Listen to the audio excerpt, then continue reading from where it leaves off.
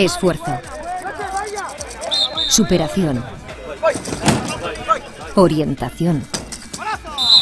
Trabajo en equipo. Un jugador de fútbol 5 para ciegos tiene que dominar muchas habilidades para derrotar al equipo contrario. El fútbol 5 para ciegos es un deporte muy similar al de las personas videntes, en el cual se realizan una serie de adaptaciones para facilitar y mejorar la práctica deportiva. A la equipación común de cualquier equipo de fútbol, camiseta, pantalón, medias y espinilleras, se le suma la equipación específica, que consta de unos parches oculares sobre los que se coloca un antifaz para fomentar la verdadera igualdad deportiva, evitando que ningún jugador pueda favorecerse de su resto visual. El terreno de juego es un rectángulo de 40 metros de largo por 20 metros de ancho descubierto para facilitar la acústica a los jugadores. La superficie del campo puede ser de distintos materiales, aunque preferiblemente de césped artificial.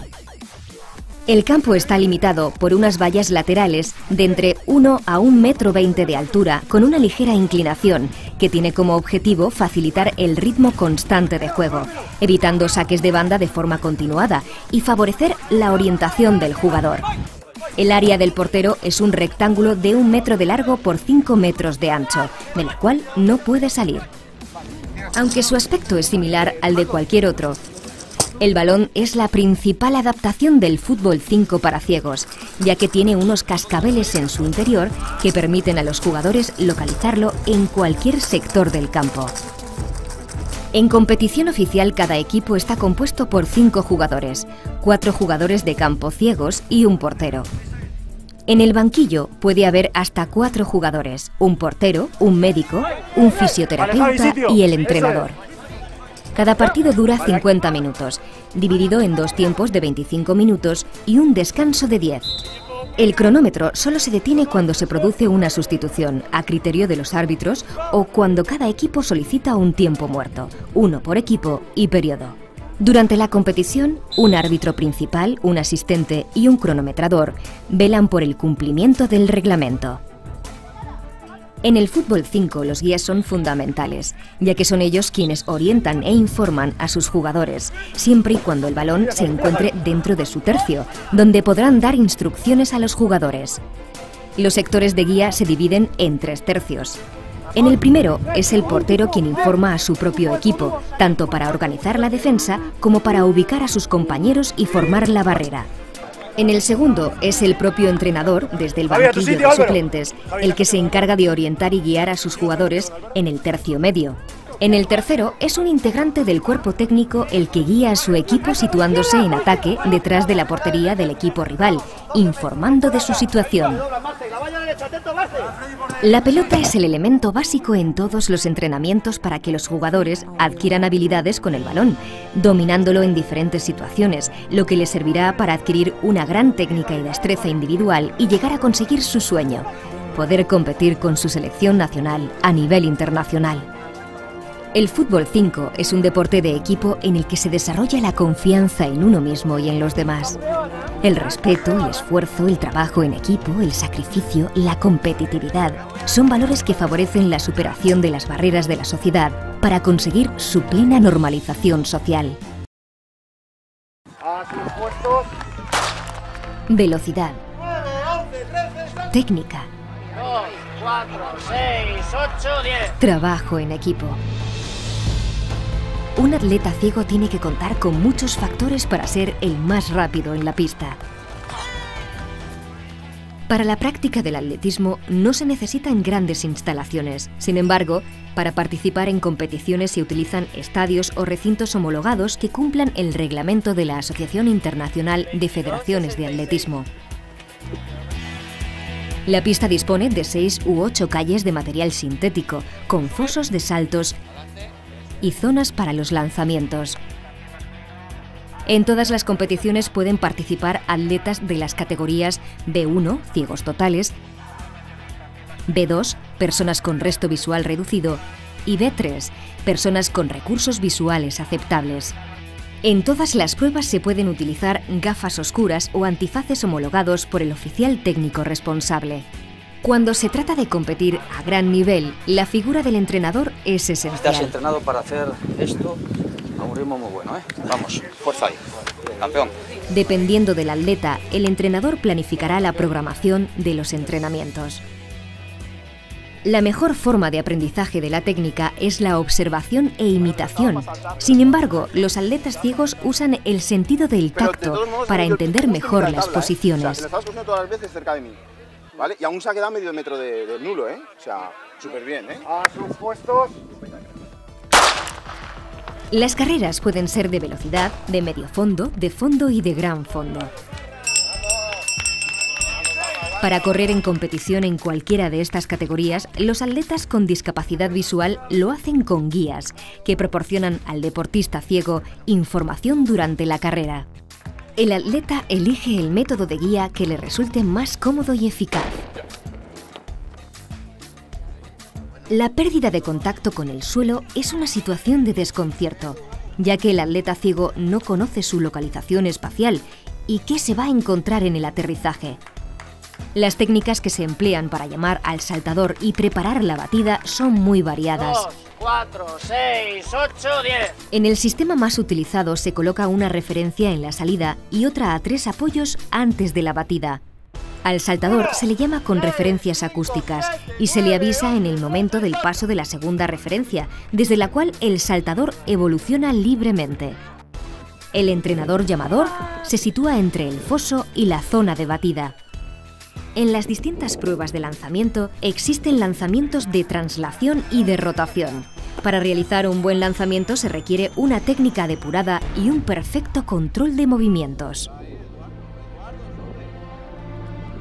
Gracias al atletismo, los deportistas con discapacidad visual mejoran notablemente sus condiciones físicas, aeróbicas y personales.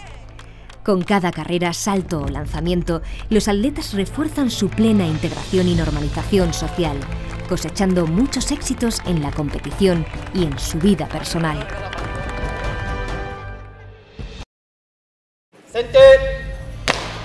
Concentración. Velocidad. Potencia. Trabajo en equipo. Un jugador de goalball tiene que contar con muchos factores para derrotar al equipo contrario.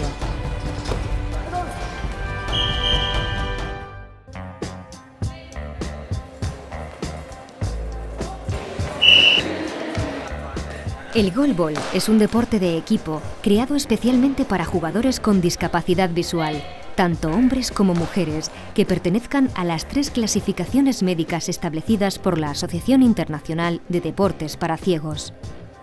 Categoría B1, ciegos totales. B2, personas con resto visual reducido.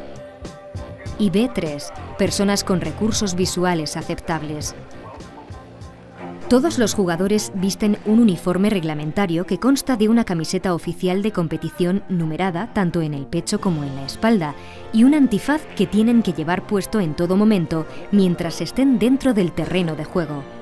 Bajo el antifaz, los jugadores participantes se cubren los ojos con parches ópticos bajo la supervisión del delegado técnico de goalball de la Federación Internacional de Deportes para Ciegos. Correcto.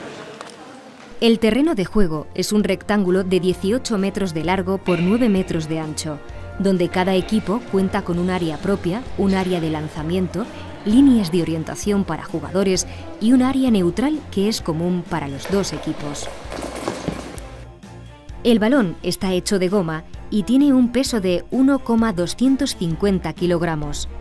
Cuenta con cascabeles en su interior para que los jugadores ciegos puedan seguir su movimiento.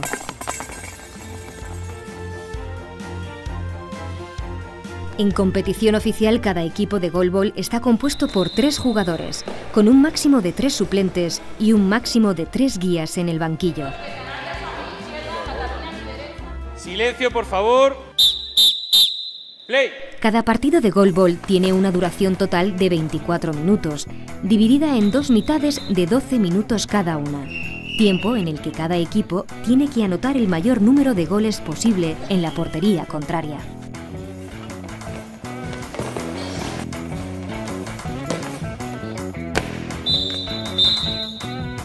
Durante la competición hay oficiales que tienen el control absoluto del partido, 2 árbitros principales, un encargado de medir el tiempo, 2 encargados de medir periodos de 10 segundos, un encargado de puntuación, un anotador de lanzamientos y 4 jueces de portería. Play. Los árbitros principales tienen un silbato con el que señalizan distintas incidencias del partido: el comienzo, los goles, la reanudación del juego, las infracciones del reglamento y la detención del juego si fuera necesario. El goalball requiere una gran capacidad de concentración debido a que los jugadores tienen que mantener la atención constante en definir las trayectorias del balón. Por eso, en algunas escuelas se ha experimentado con este deporte para tratar a niños con dificultades de concentración y problemas de aprendizaje, comprobando que su capacidad de concentración se ve agudizada. Es por ello por lo que el goalball es un deporte muy adecuado para edades infantiles. La práctica de este deporte favorece la orientación en el espacio, ya que en todo momento los jugadores tienen que saber su posición para parar el balón y saber por dónde se lanza. Esta cualidad también les es muy útil en su vida cotidiana. También favorece la percepción auditiva, ya que a través del oído, el jugador de goalball es capaz de saber la trayectoria, la velocidad y el movimiento del balón. Además, se potencia el tren superior en los movimientos de ataque, se desarrolla la velocidad de desplazamiento en los movimientos defensivos y la resistencia anaeróbica por sus desplazamientos cortos y rápidos.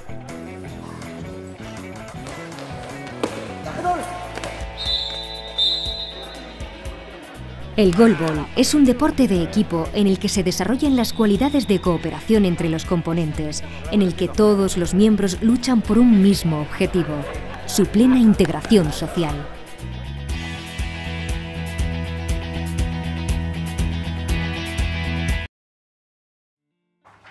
Alfil G5. Estrategia. B3. Concentración. Constancia. Creatividad. Dama por E1 más. Un jugador de ajedrez ciego tiene que contar con muchos factores para derrotar a su adversario.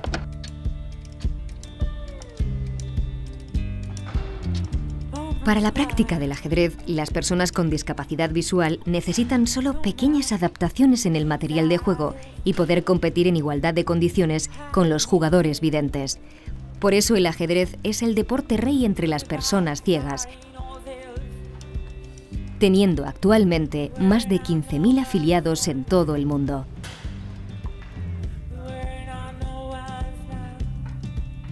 Para hacerlos diferenciables al tacto, los cuadros negros son de 1 a 2 milímetros más altos que los blancos. Cada casilla del tablero tiene en el centro un orificio para que se puedan insertar las piezas.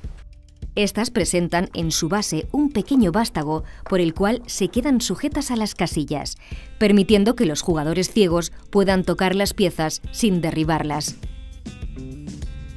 Las piezas negras tienen en su parte superior una cabeza de clavo que las distingue al tacto de las blancas. Hoy en día se utilizan relojes digitales en todos los torneos, los cuales también se adaptan a las necesidades de las personas con discapacidad visual, mediante un mecanismo sonoro que el jugador consulta con auriculares para informarle de su tiempo de juego y el de su contrario. Cuando un jugador mueve pieza, acciona un pulsador que detiene su tiempo y pone en marcha el de su oponente. El reloj avisa mediante un mecanismo sonoro el tiempo restante para realizar las jugadas. Estos relojes digitales adaptados han sido uno de los hitos más importantes para conseguir la plena autonomía de los jugadores ciegos en los torneos integrados. Cada jugador puede escoger el sistema de anotación de las partidas que mejor se adapte a su discapacidad visual: tinta, braille o sistemas de grabación electrónicos.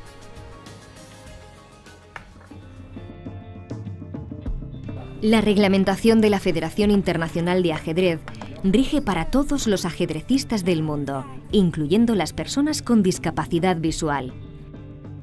Existen normas complementarias en el caso de que uno de los jugadores o los dos sean personas con discapacidad visual, como la posibilidad de usar dos tableros a petición de cualquiera de los dos jugadores.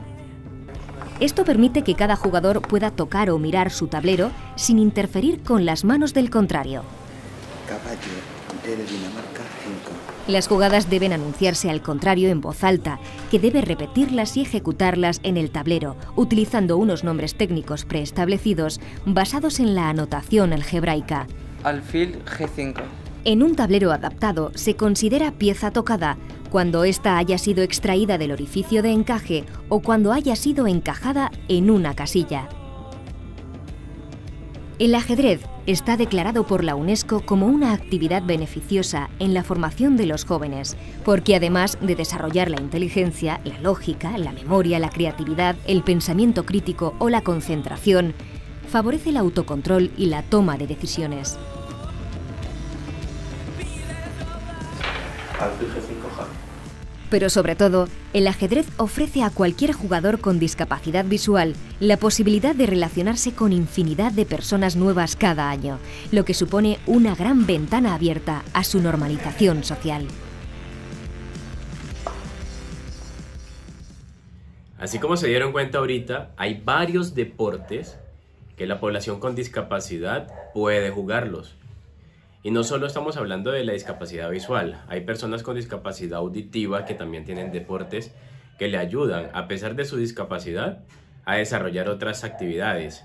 Quizás vimos en este primer bloque, viste ajedrez adaptado, viste golbol, viste fútbol 5, viste también atletismo, y son 4 disciplinas en las cuales he podido participar, y eso me parece a mí un punto de partida muy importante, muy interesante que usted lo conozca. ¿Por qué es importante que usted lo conozca? Porque le va a ayudar a usted como docente a desbloquearse al 100%.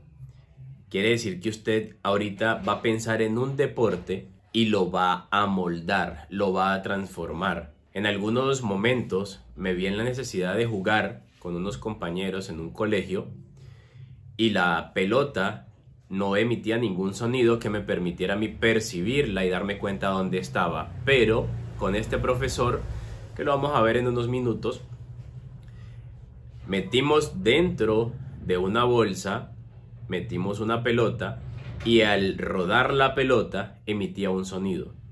Y eso resolvió el problema de que Edwin no sabía dónde había caído la pelota.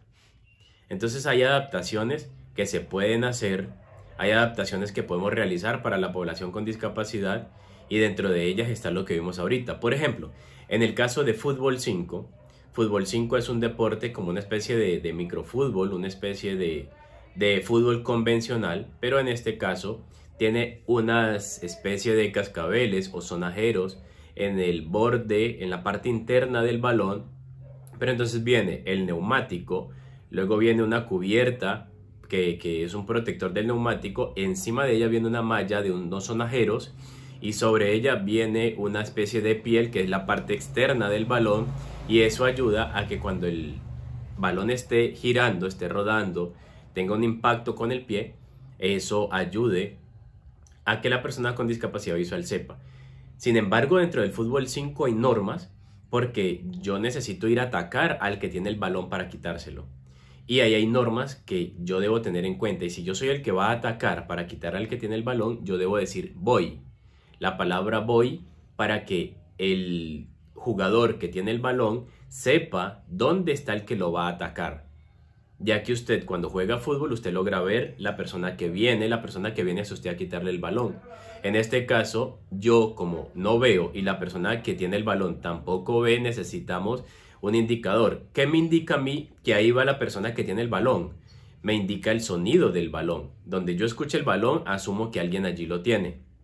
Y esa persona se da cuenta que yo le voy a atacar cuando voy diciendo voy, voy, voy. Si yo ataco a la persona sin decirle la palabra voy, puede caer en una penalización y eso va a perjudicar al equipo y va a recurrir en una falta, en una falla. Eso es referente al fútbol 5. En el caso de la parte de atletismo, si se dieron cuenta en ese pequeño fragmento, en ese video, las personas con discapacidad corren en una pista, se desenvuelven, tienen indicadores, y en algunos casos utilizamos una pequeña cuerda que es de unos 20 centímetros a 25 centímetros, que ayuda a que yo tome una punta y el compañero que me guía tome otra, es decir, el que me guía es una persona que ve, y vamos a realizar el trote, y ese pequeño tramo, esa cuerda de unos 25 centímetros, va a permitir que yo oscile el brazo, va a permitir que yo pueda moverlo mientras voy trotando, y si yo me alejo un poco de la persona, él me puede alar con la cuerda, y si yo estoy muy cerca de él, con el codo él me puede hacer como una especie de seña, como diciéndome estás muy cerca de mí, ponte un poquito más allá, y seguimos trotando. Esa es la dinámica que se utiliza en atletismo, y hay 100 metros, 400 metros, igual las mismas competencias, solo que con un guía. Estos dos deportes que les acabo de mencionar ya existían hace muchos años. Solo se hizo una adaptación. Entonces, tengan muy presente eso. Hay deportes adaptados y hay deportes exclusivos para la población con discapacidad. Por ejemplo, el goalball, que también lo vimos en el bloque anterior. El goalball es un deporte que tiene unos cascabeles por dentro y se juega de 3 personas por equipo. Lanzamos el balón por el suelo y eso hace que el equipo contrario tenga que defender y no dejar pasar el balón a la portería y hacer gol. Entonces los 3 jugadores hacen de atacantes y de arqueros a la vez, según el momento que les corresponda. Ese deporte tiene mucha exigencia, yo lo practiqué durante 10 años y hay que tener un estado físico bastante óptimo, bastante desarrollado, porque se juega en cuclillas durante 24 minutos, contando los 5 minutos allí que hay entre tiempo y tiempo. Pero la recuperación es poca y se juega hasta que se acabe el tiempo completo, los 24 minutos, o que uno de los 2 equipos le haga por encima del marcador 10 goles. Es decir, si van 2 goles a 0, pero el que llevaba goles 0 hace 12 goles, quiere decir que quedó por encima del 2. Entonces esos 10 goles que tienes de diferencia ya hacen un knockout del juego y se acaba el juego en su totalidad. Este deporte nació en la Segunda Guerra Mundial en 1945, si no me falla la memoria, me corrigen. Cuando se terminó la Segunda Guerra Mundial, nació este deporte para rehabilitar a las personas que habían quedado con discapacidad visual de esa guerra. Entonces, como no sabían cómo rehabilitarlos y buscaron una forma que fuera entretenida, que los pusiera a participar, y llegó a tal punto que desde esa fecha hasta hoy ha tenido una evolución perdón, bastante significativa, que ya hay juegos nacionales, internacionales y hay campeonatos mundiales regidos por unas organizaciones a nivel mundial, y cada país tiene una federación que avala este deporte, el goalball. Nació en Alemania. Y voy a cerrar este bloque con el caso de ajedrez. El ajedrez es uno de los deportes que más me gusta. Es uno de los deportes que podemos jugar con cualquier persona, siempre y cuando tengamos un tablero adaptado. Así también lo vimos en el bloque anterior, pero tenemos una sorpresa ahorita, en los siguientes minutos, ya se van a dar cuenta, donde el ajedrez tiene unos skakers, unas casillas negras en relieve. Es un relieve muy sutil que ayuda a percibir que las que están en relieve son las casillas oscuras y las otras casillas que son claras están en bajo relieve, teniendo un orificio cada una para poder encajar las piezas y que cuando la persona ciega toque el tablero no se caigan cada una de estas piezas. Es importantísimo que usted sepa que el objetivo de esta clase y de todo el diplomado es que usted adquiera herramientas, ya que en la universidad no le dieron herramientas, porque sé que más de uno de ustedes me ha dicho: Edwin, lo que pasa es que a mí no me enseñaron a atender a la población con discapacidad. ¿Cómo hago yo para atender a una persona ciega? ¿Cómo hago yo para atender a alguien con discapacidad si a duras penas nos enseñaron a hacer una planeación? Entonces, ahí es donde estos espacios, como los que tenemos hoy, le va a permitir a usted, como lo vengo diciendo hace tiempo, desbloquear que usted sepa que si mete una pelota en una bolsa ya adaptó una clase y ya la persona con discapacidad va a poder jugar, va a poder participar de cierto modo con los chicos. Que usted sepa que las adaptaciones que podemos hacer son muchísimas y que por qué no usted puede crear un juego donde participemos la mayoría y podamos involucrar a esa persona con discapacidad. Vuelvo y les digo, las clases normalmente tienen como foco la discapacidad visual, pero esto es un caminar que te va a ayudar a ser más creativo y a tener puntos de partida que van a ayudar a que en el aula de clases puedas implementar otras cosas. Si hay que jugar con colores, juegas con colores. Si hay que jugar con cosas a blanco y negro, juegas con cosas a blanco y negro. Si tienes que involucrar texturas, involucras texturas. Si involucras cosas que tengan que ser tomadas con pinza o con la mano completa, también puedes adaptar ciertas cosas. Es importante que usted sepa que no todo lo van a dar. A uno cuando lo preparan en la universidad, están muy alejados de lo que es el campo laboral realmente.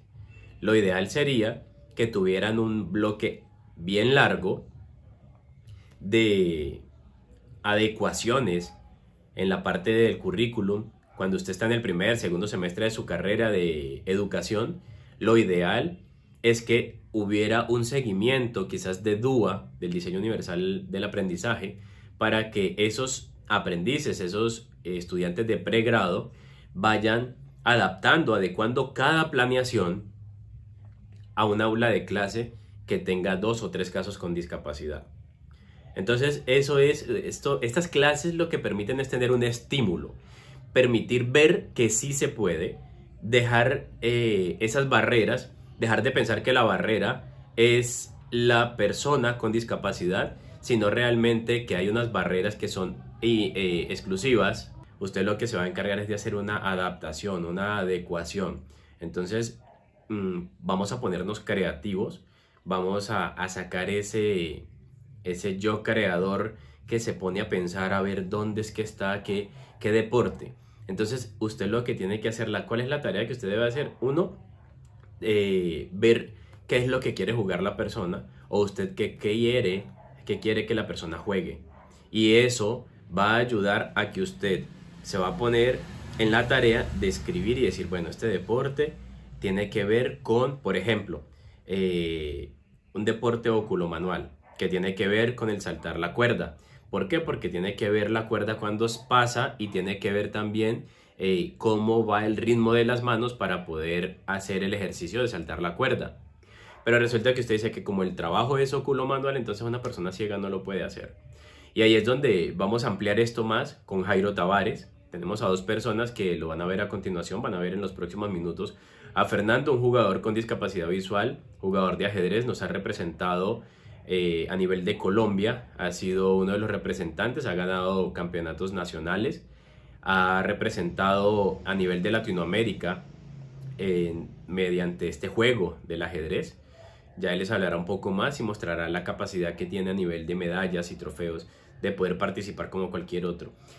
Sépalo que la persona con discapacidad no tiene que hacer una carrera con el deporte. La persona con discapacidad puede desarrollar ese deporte por una etapa, y eso, un ejemplo muy tangible es Edwin Valdés, donde el golbol y el ajedrez, obviamente primeramente Dios, pero usando estos dos deportes, participando en el ajedrez y en el golbol, pude obtener más seguridad, pude tener una orientación y movilidad, porque en el caso del golbol me ayuda a fortalecer los músculos, pero también a estar muy atento con el oído, si el balón viene por la izquierda, si viene por la derecha, si viene de frente, dónde están mis compañeros para poder pasarles el balón, dónde está el equipo contrario para ver por dónde puedo meter gol.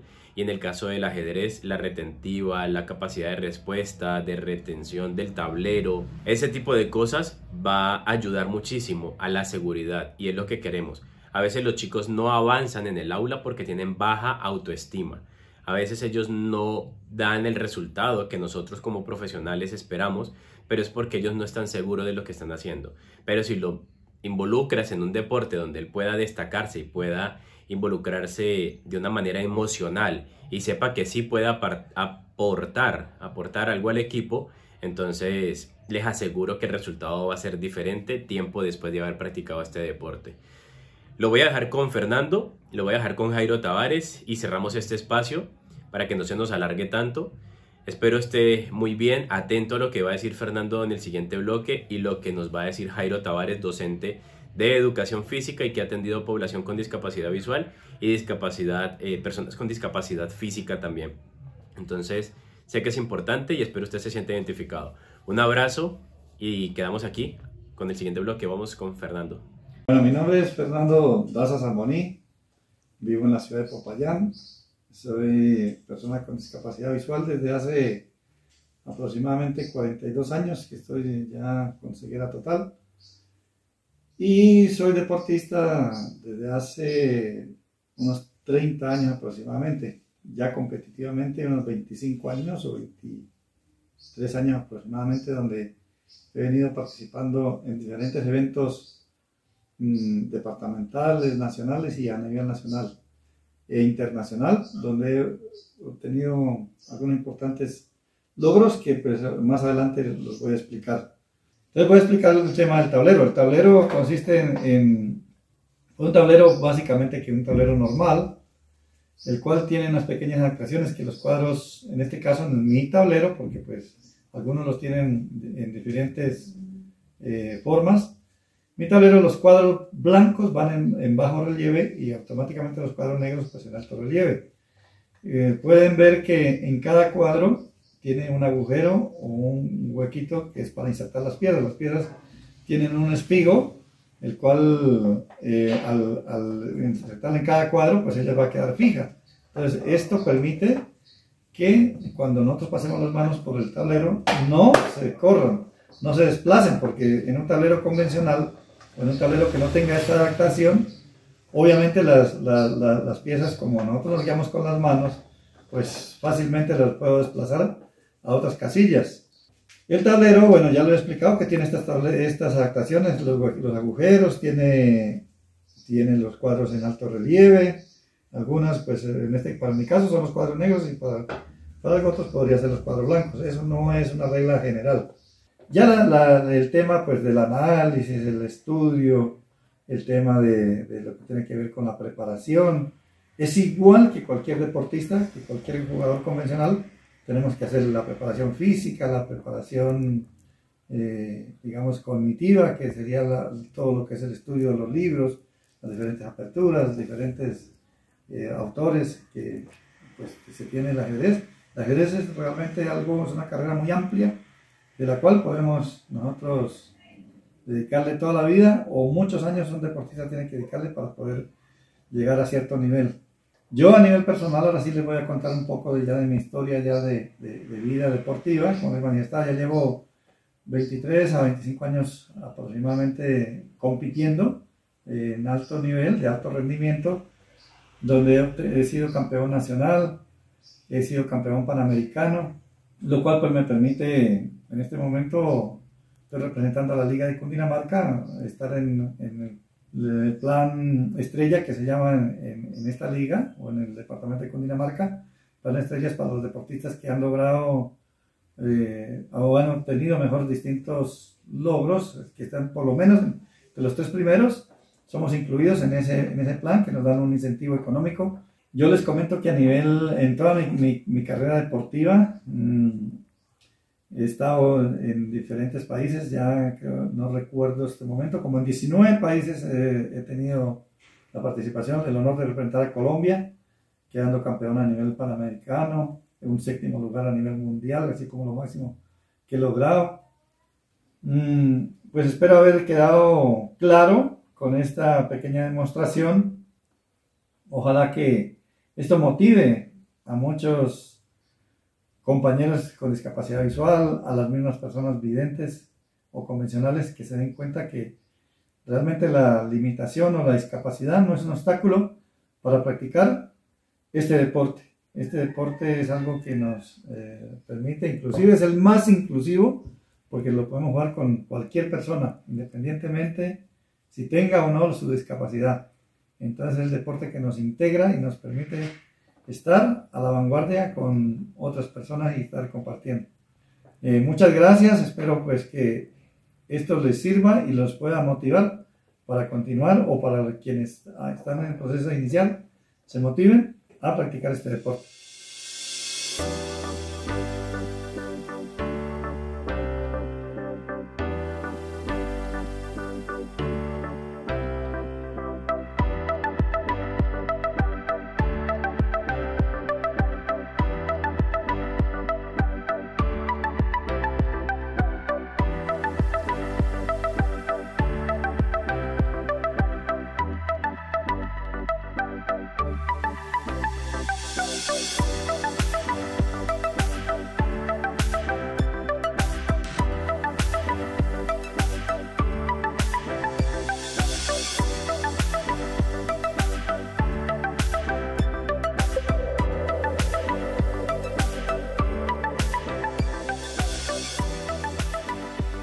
Espero estén bien. Vamos a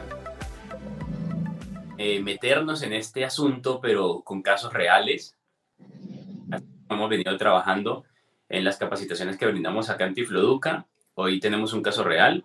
Quisimos apoyarnos con la experiencia de Jairo Tavares, un licenciado con el que hemos tenido contacto muy de cerca. Ha sido una persona que ha estado vinculada al área educativa hace unos años.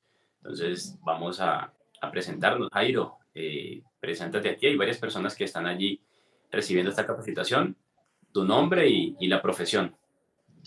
Hola Edwin, muchas gracias por la invitación. Bueno, soy Jairo Tavares, licenciado en Educación Física y Deportes, y actualmente pues, soy docente del Colegio Centro Educativo Horizontes.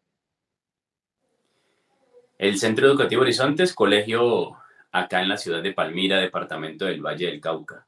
Jairo apoyó unos procesos, pero vamos a ir desde el principio, Jairo, y aquí es fundamental que no nos saltemos nada, y la idea es mostrar esa línea de tiempo desde la preparación de Jairo como licenciado hasta el hoy. Vamos a hacer algunas preguntas. Jairo, sé que has atendido a personas con discapacidad visual en la etapa de primaria y en bachillerato. Bueno, creo que las chicas terminaron hasta quinto cuando se atendieron en algún momento, pero antes de atender a la población que has podido atender con discapacidad, cuéntanos si en la universidad recibiste alguna capacitación, inducción frente al trato correcto, el trato adecuado a la población con discapacidad visual. Bueno, en la universidad pues técnicamente solo teníamos una oportunidad de acercarnos a eso. En mi caso era una asignatura que se llamaba Deporte y Discapacidad. Era donde te daban pues como una inducción, pero resulta que era una electiva profesional.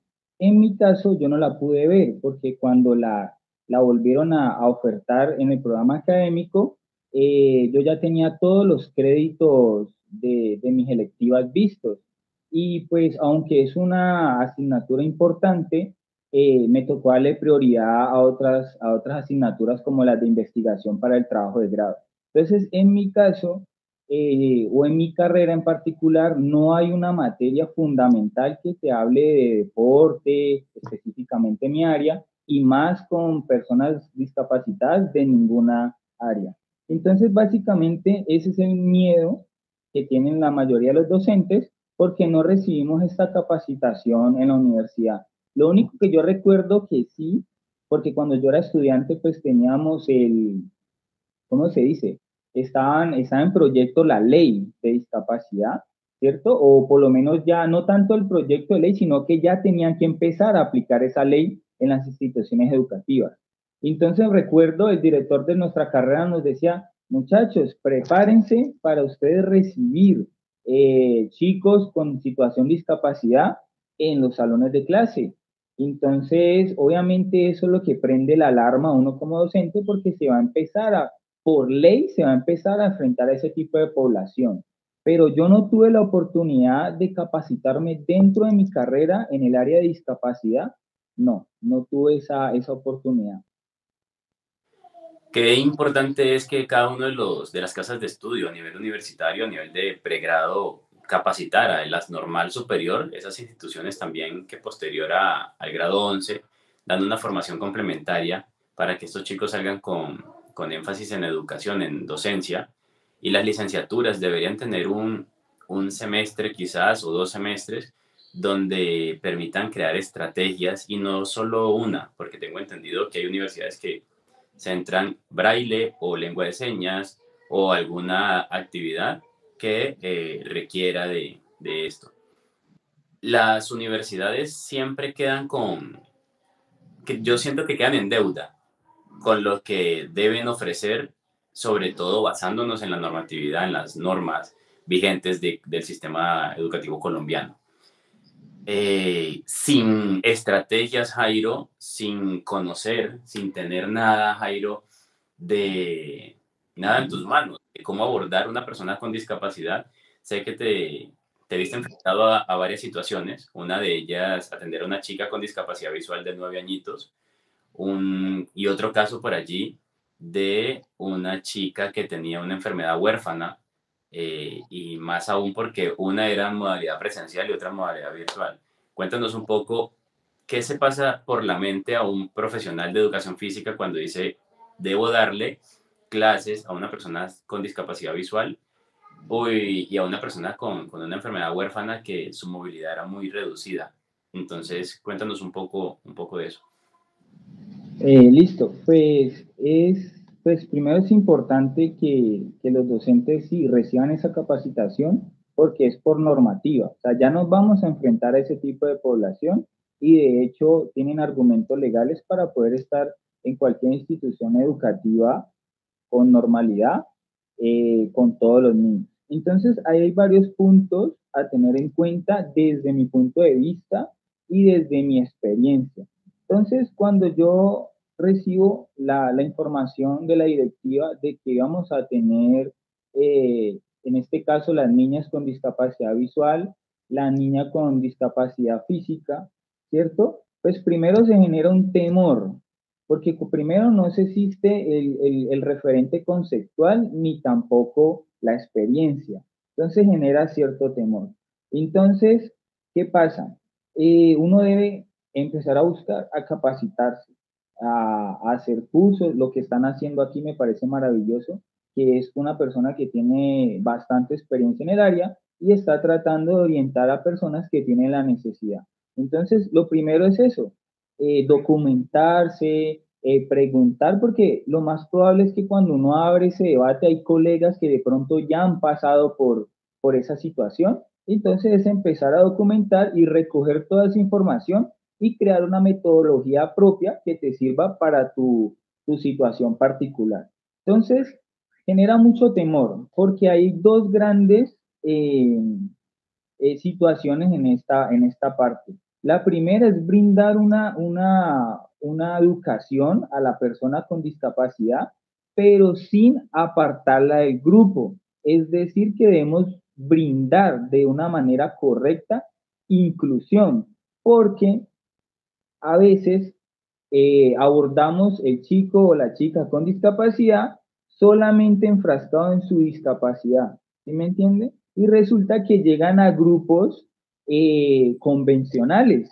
Entonces nosotros no podemos dejar unos de lado por enfocarnos en el chico de discapacidad, ni tampoco podemos dejar, en este caso, en muchos casos, en la mayoría, y enfocarnos solamente en el chico de discapacidad. Ese es el gran reto. Yo lo vi desde esa manera, generar ese espacio, esa metodología para que todos pudieran compartir en las mismas condiciones. Y el temor en mí creció porque a veces si los profesores de aula tienen ciertas dificultades para abordar este tipo de población, ahora imagínate el profesor de educación física que tiene que generar movimiento, tiene que generar acción en este tipo de población paralela a los demás. Entonces se asume como un reto. Entonces, como para concluir esta parte, primero uno debe buscar documentarse, buscar los antecedentes, porque créanme que todos pasamos por eso, la primera vez para todos, pero seguro hay personas que ya han pasado por esto y hay un referente. Entonces, buscarlo.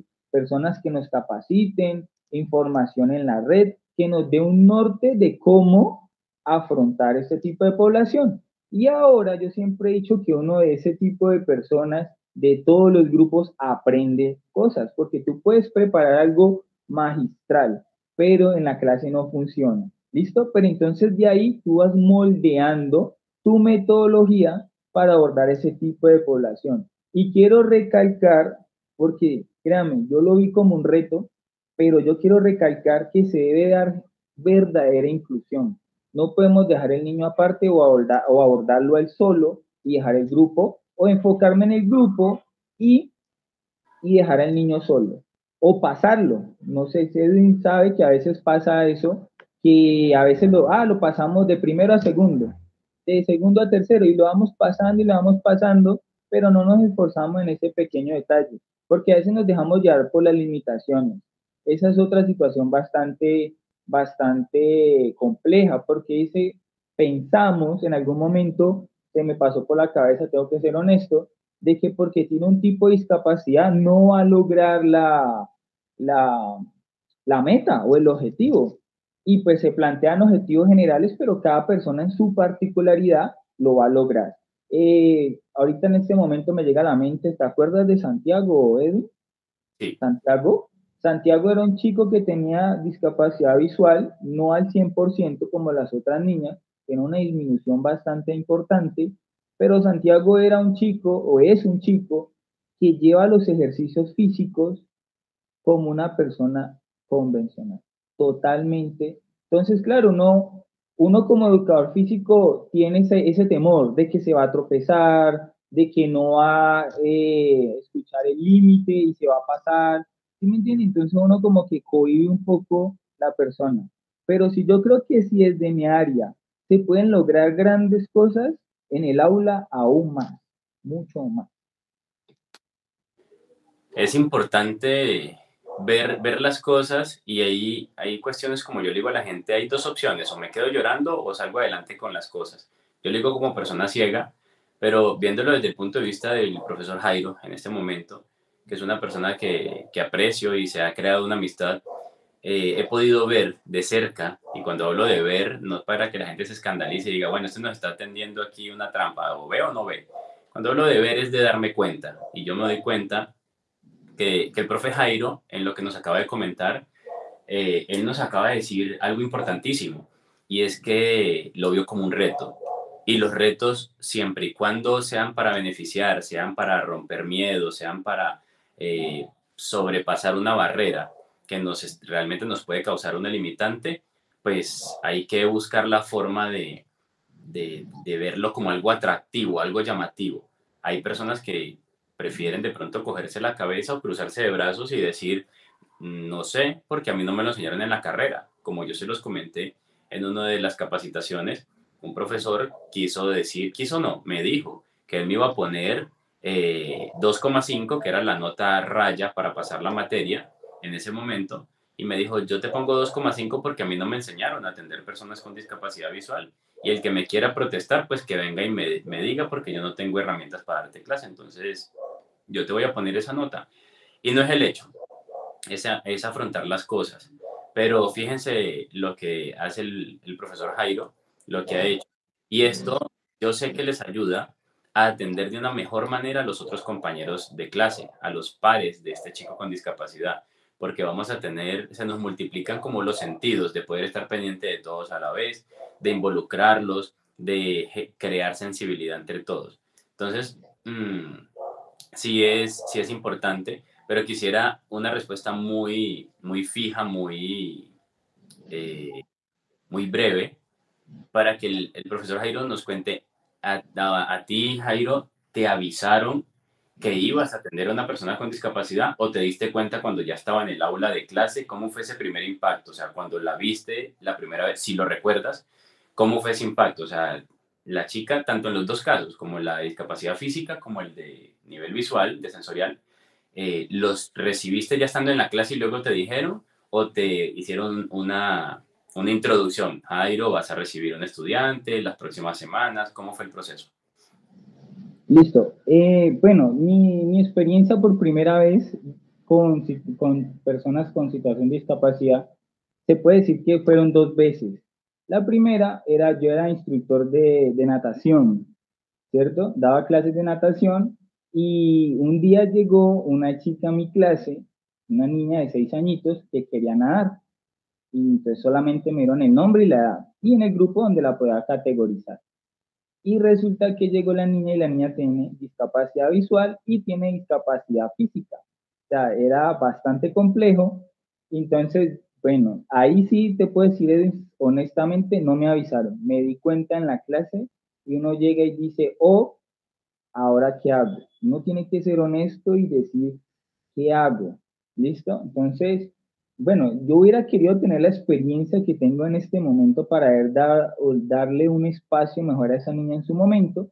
Gracias a Dios se pudo solventar la situación, pero en ese momento me di cuenta allí, cuando llegué ese día a dictar esa clase, que tenía una niña en la clase con dos discapacidades, visual y física, y tenía que juntarla con el grupo para hacer una clase de natación. Tras de todo es un medio que no usamos. ¿Listo? Y la segunda fue de hecho eran varios chicos que eran con situación de discapacidad, pero pues resulta que pues, primero nos sensibilizaron con un taller donde teníamos que, digamos, ponernos en los zapatos de esas personas, tratar de por unos minutos vivir las situaciones que ellos vivían y también recibimos una capacitación. Entonces, digamos que en esta parte no fue tan brusco el contacto, porque antes de llegar a la clase ya sabíamos la población que íbamos a atender. Te estoy hablando de la segunda oportunidad que tuve, que ya fue como profesor de educación física del colegio en el cual laboro.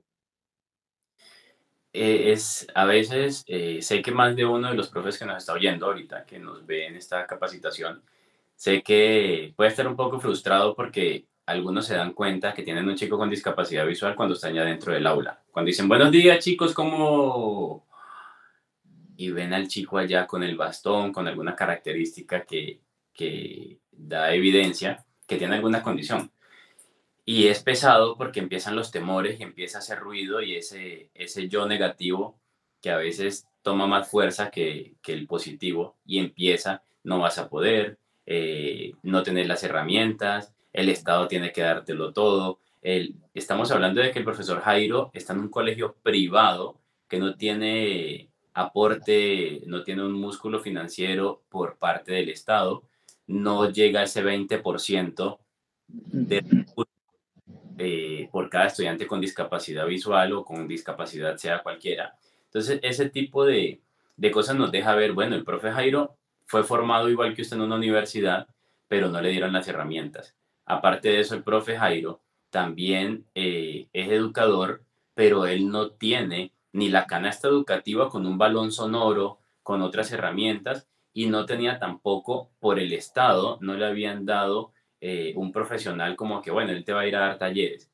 Gracias a Dios, yo estaba en ese colegio y sé que dentro del conocimiento que tengo, humildemente, pues pude aportarle algunas cosas que él ha confesado que le son útiles y que eso, pues, cuando una persona con la discapacidad te lo recomienda, yo se lo dije a Jairo, le dije, Jairo, cuentas conmigo y vamos a ver qué clase tienes que darle. Y aquí es donde se hace un equipo de trabajo. Jairo, ¿qué clase tienes que darle? No, tengo que explicarle esto, esto y esto. Y voy a tocar un caso particular y Jairo dirá su experiencia y lo digo con el respeto hacia Jairo porque realmente fue una conversación, pero me causó mucha curiosidad porque uno se va asumiendo que son especialistas y la parte lógica a veces nos falla o nos juega en contra. Y lo digo por uno de los casos que el profesor Jairo me dice que estaba dándole clases a una chica con discapacidad visual y aquí no estaba, la chica no la estaba haciendo porque el profe Jairo asumió de que no debía. Y yo le digo, ¿y qué actividad es? Y me dice, no, es que entré a un tema que son actividades oculomanuales. Y el profe Jairo me dice, pero pues como es óculo manual, pues tiene que tener dos elementos, la vista y las manos. Entonces yo le digo, ¿y qué actividad es esa? O sea, en español, en bayuno, ¿cómo se dice eso? ¿Qué actividad es? Me dijo, no, pues saltar la cuerda. Entonces yo le digo, saltar la cuerda. Pues yo le digo, pues yo lo hago. Yo no tengo dificultad en hacerlo. Yo salto y hago varios sin dificultad. Yo no veo la cuerda. Entonces hablamos, socializamos ese día, pero a nivel teórico uno descarta esa actividad porque uno dice, si es óculo manual, pues no la va a poder hacer. Pero resulta que esa parte visual se puede sustituir por el sonido que emite la cuerda al impactar con el suelo o algo de esto. Jairo, de pronto si tienes presente esa experiencia, ¿qué crees ¿qué crees no? ¿Qué se te pasó por la mente o te diste cuenta de algo o simplemente aclaraste una duda que tenías? Cuéntanos sobre ese caso. Bueno, ahí la situación es que, gracias a Dios, pues tenía el apoyo de Evi cuando éramos compañeros de trabajo. Y cómo no la voy a recordar si son una de las experiencias más gratificantes que tengo. O sea, un educador físico que logre que una persona con discapacidad visual salte la cuerda, eso es increíble. Entonces, bueno, entonces en esa situación en particular, claro, llegamos a un tema de quinto de primaria, donde se trabajan, ya se pasa de la coordinación general a coordinaciones específicas, ejercicios de coordinación específica. En este caso era coordinación óculo-manual.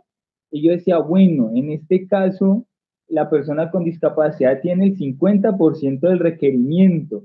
Entonces dije, bueno, y en algún caso, como tú lo dices, uno, digamos que uno tiene su línea, su horizonte muy marcado, entonces uno ahí donde uno comete el error y dice, no, pero si ella no tiene la parte visual, no va a poder lograr ese objetivo. Pues resulta que sí lo pudimos hacer, gracias a Dios, con la ayuda de Edwin. Claro, era que las personas, listo, ella no podía percibir con la visión la cuerda para poderla saltar, pero sí la podía escuchar. Y se le dio los mecanismos, se trazó la metodología para que ella pudiera lograr el objetivo. Y se pudo, muy, muy, muy gratificante. Esa parte me pareció muy, muy buena. Y yo ya estaba descartando, como tú lo dijiste, una posibilidad a una persona. Obvio, ni siquiera fue, yo tengo que ser honesto, ni siquiera fue una duda. Yo la había descartado totalmente por lo que te digo, me regía la teoría, que sea coordinación óculo-manual, ojo-mano. Entonces yo dije, bueno, listo, total. Entonces ella no lo puede hacer, dije, porque habían situaciones, tú conoces que había situaciones que si era de mucho riesgo, entonces le decían, listo, eso tú no lo haces. Esa por ser conceptual la saqué y resulta que sí se podía, solo que es que a veces no nos damos la tarea de buscar la estrategia y la metodología.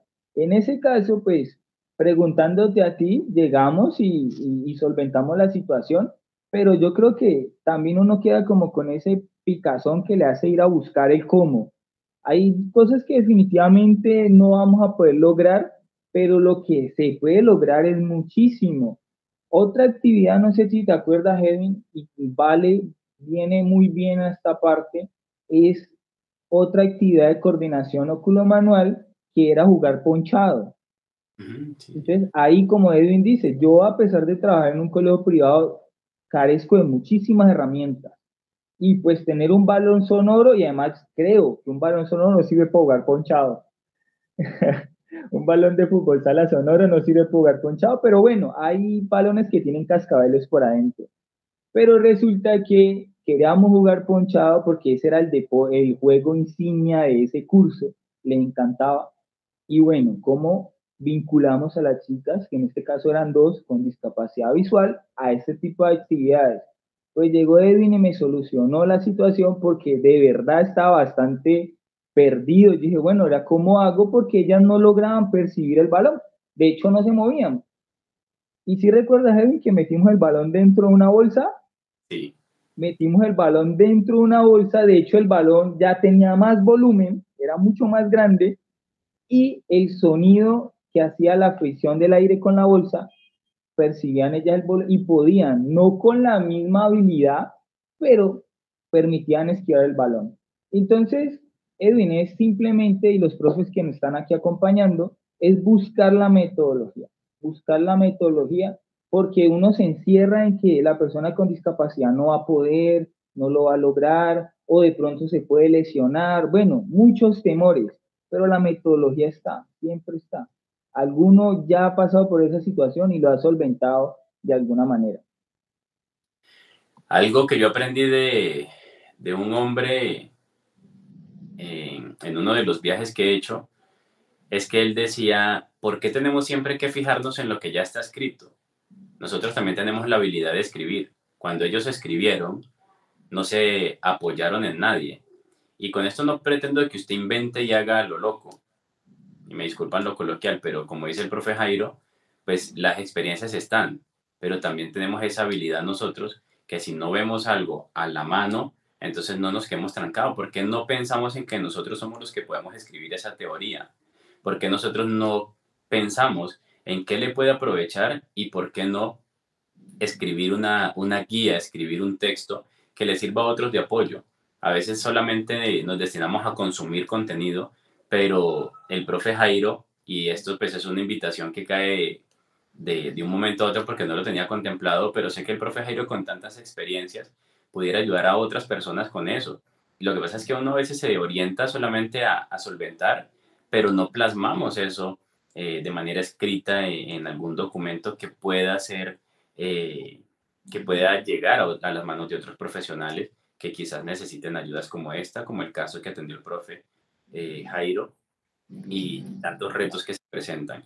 Es muy importante. Vamos cerrando, Jairo. Toca de pronto 3 puntos, me gustaría, de la parte de la chica con discapacidad física, que era una discapacidad huérfana, y cómo te tocaba adaptar, cómo era el 100%, porque si pedías que los chicos de pronto hicieran un estiramiento, hicieran algo como que voy a estirar, voy a hacer algo, ¿cómo manejabas esa situación? Porque sé que la movilidad de la chica era reducida. Cuéntanos 2, 3 experiencias que tengas así muy puntuales para ir cerrando este espacio y despedirnos. Listo, Edwin. En este caso, con la chica con discapacidad física, ese sí fue un reto bastante grande porque la movilidad de ella era bastante reducida.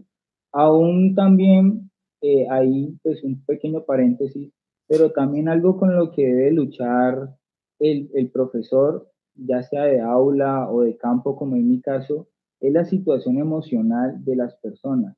En este caso, las personas con discapacidad visual, y más cuando entran en un grupo convencional, pues resulta que sus emociones a veces no van a la par. A veces tenemos chicos muy bajos de ánimo, con una autoestima muy baja, porque su misma situación lo permite de esa manera.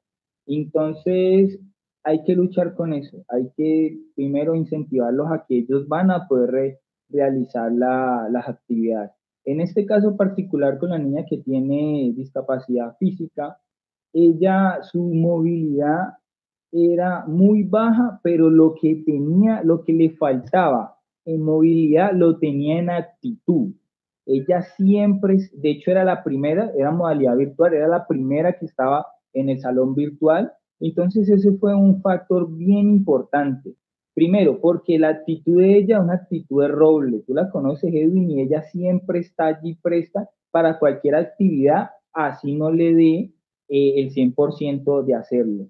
Entonces, con ella se hicieron bastantes ajustes, pero ya los más grandes que podemos hacer es que ella se trabajó también mucha teoría, porque pues lo físico no lo iba a lograr, y a ella le recomendamos un deporte que se llama bochas, y ella, y tras de todo, ella es de Medellín, es un deporte que ha cogido mucha fuerza para las personas con discapacidad en esta parte de Colombia. Entonces, bueno, con ella trabajamos lo siguiente.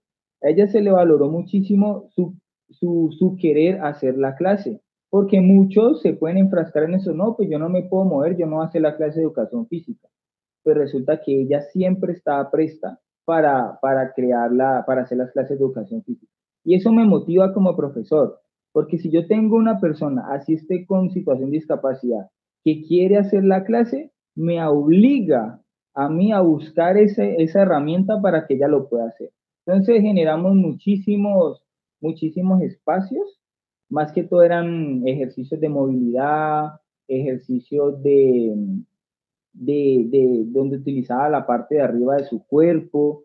Utilizamos en los ajustes que hicimos, que ella pudiera investigar más acerca del deporte, de la educación física, Y por último, que eso lo hice cerrando el ciclo escolar del año pasado, le recomendó un deporte que era específico para su situación de discapacidad.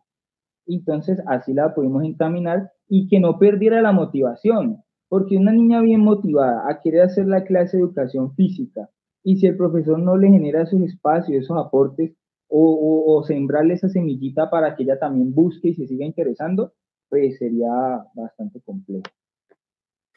Te agradezco muchísimo, Jairo. El espacio sé que ha sido nutritivo. Quise traer este tema, traer al profe Jairo también a esta plataforma, porque sé que ustedes se identifican. Sé que hay profes que son así, unas personas que, ay Dios, yo no sé qué hacer con mi vida, yo no sé por qué fui profesor, y están ahí torturándose y dicen, yo no voy a hacer nada, no lo voy a cumplir. Parecen un adolescente, porque todo les duele, todo les molesta, creen que todo le va a salir mal. Entonces estamos como con ese síndrome, no sé, no recuerdo ahorita cómo se llama, pero es esa cosa que todo nos va a salir mal. No recuerdo si es el síndrome del impostor, creo que se llama, no lo recuerdo, pero sí sé que hay personas que dicen, pero es que si voy a hacer esto, me va a salir mal. Si lo atiendo, lo voy a atender mal. No puedo y no puedo, y ahí se quedan. Entonces, es ver las cosas quizás como un reto, y sí, usted puede decir, sí, es que el caso de ustedes no es el mismo que el mío. Puede que no sea el mismo, pero sí va a haber una forma, existe una forma, y si usted dice que no la ha conseguido, es porque a lo mejor falta buscar en el sitio correcto. Entonces, nada, les mando un fuerte abrazo. La capacitación es para ustedes. Espero tener ese feedback de parte de cada uno para tener su opinión de qué le pareció esta clase. Jairo, que nos dé de pronto una recomendación y se despida de las personas que sé que van a estar allí muy, muy pendientes de esta clase. Bueno, primeramente muchas gracias, Edwin, por la invitación, deseándole muchos éxitos y muchas bendiciones a los profes que están recibiendo esta capacitación. Y mi recomendación es esa, no quedarse sentado, hay que pararse y buscar, porque a veces, como dice Edwin, nos quedamos allí porque no tenemos la experiencia, porque no tenemos los conceptos claros, pero resulta que siempre hay una oportunidad, siempre hay algo creado ya por alguna persona que lo puedes adaptar a tu situación particular. Otra cosa es que a veces lo que planeamos no funciona, pero eso te da para replantear y generar nuevas cosas. Entonces, hasta de tus mismos errores, permítete aprender de ellos. Entonces, yo siempre me he llevado eso, yo siempre he tenido esa oportunidad de que cuando se me genera alguna dificultad en mi ejercicio docente, siempre, yo digo, siempre me llega a la cabeza, hay alguien que tuvo que haber pasado por esa dificultad y a lo mejor ya la solventó. Entonces, hay que buscarla porque siempre está, como decía mi abuelita, no siempre hay que buscarle la comba al palo, disculpen lo coloquial también, pero siempre está ahí. Simplemente es tener ese interés, esas ganas. A veces tenemos chicos muy motivados y nosotros como docentes cometemos ese error de bajarlos, de achicopalarlos nosotros mismos. Entonces ahí siempre va a estar la información. Reitero, muchas gracias a Edwin por la invitación y ahí estamos. Simplemente es un trabajo que en algún momento como profesor le va a tocar empezar a realizar. Y entre más pronto lo haga mejor para que no lo coja desprevenido. Porque a veces nos llegan los chicos, llegamos al salón de clases y ahí está el chico o la chica con situación de discapacidad y no aprovechamos estos espacios donde por lo menos nos dieron una orientación chiquitica y ya de ahí podemos generar muchas cosas más. Excelente, así es. Y si usted no tiene experiencia, la única forma de ganar experiencia es estando en el campo y pasando esas barreras que nosotros a veces nos creamos en la cabeza. Entonces, forme parte de esas personas que tienen experiencia como lo tiene hoy Jairo, que ya tiene experiencia con población con discapacidad. No lo buscó, pero pudiera ser uno de los que no tiene experiencia si se hubiera quedado cruzado de brazos. Pero ahora forma parte de esos profesionales que pueden aportar a la parte convencional y a la población con discapacidad. Un abrazo, bendiciones. Si te surge alguna inquietud, alguna pregunta, alguna duda o quieres saber algo más, algo que de pronto te generó alguna confusión quizás, deja los comentarios, deja ese comentario, esa pregunta, eso que te surgió, déjalo aquí en los comentarios, aquí en YouTube, o escríbenos al WhatsApp, al número de WhatsApp 316-359-8686. Nos escriben en el WhatsApp su duda y vamos a buscar la manera de darte la respuesta en el menor tiempo posible.